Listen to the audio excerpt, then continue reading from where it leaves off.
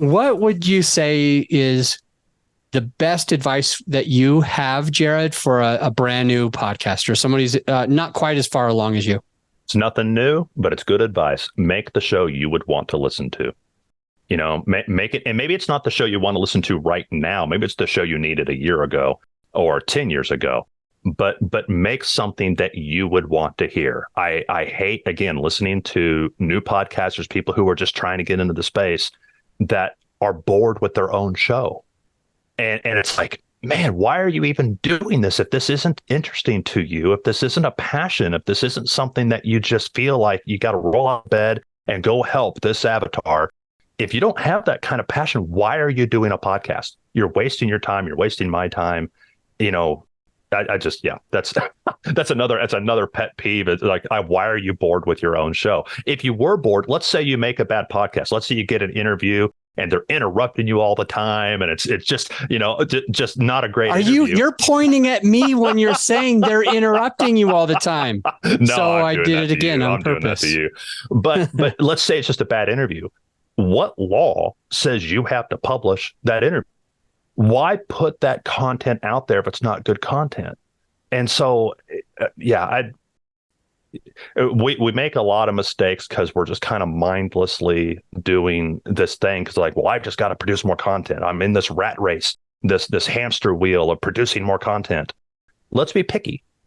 Let's take our time. Let's make good content. Let's go ahead and edit, because the listener doesn't care that you had a telephone call and they don't want to listen to you try to answer it and get rid of them. Cut that out and make a better product.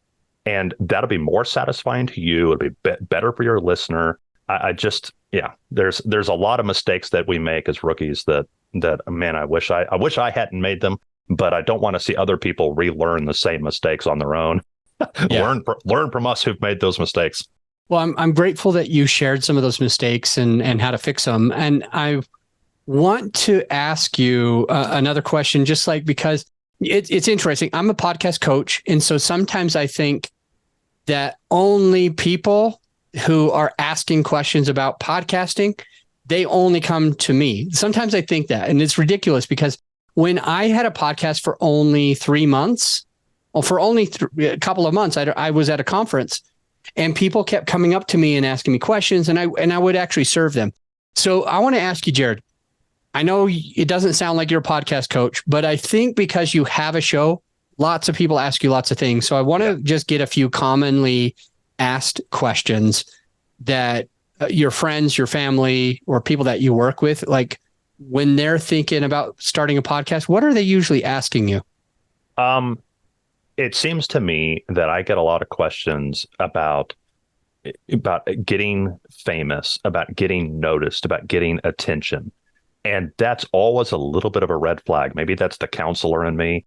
It's not that what we do doesn't draw attention. It does. I mean, you've got to be a little bit full of yourself to think, I'm going to talk into a microphone and there's going to be thousands of people who listen. But sometimes we have an unhealthy, like an extra unhealthy relationship to that.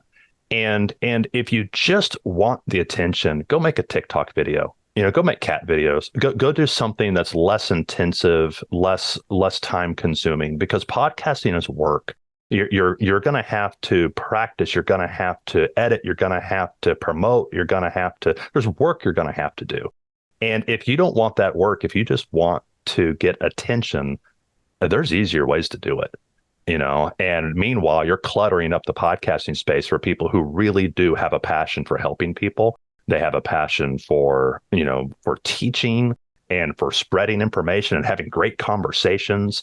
Not everything that you think is interesting. That you have to cultivate what is interesting and what would be good for an audience. And like for me, it's taken me decades to really tune in to what is effective and how do I program my show? What going from one episode to the next episode, what kind of topics do I cover and how do I space them out and when do I change pace? That took a long time to learn. It's not just my random thoughts, in a raw audio, dump. That's not good technique. That's not productive. I wish that some of the people who come asking, boy, how do I get attention? How do I get famous? I wish they just would go do something else. And often I direct them away from podcasting, even though I love podcasting.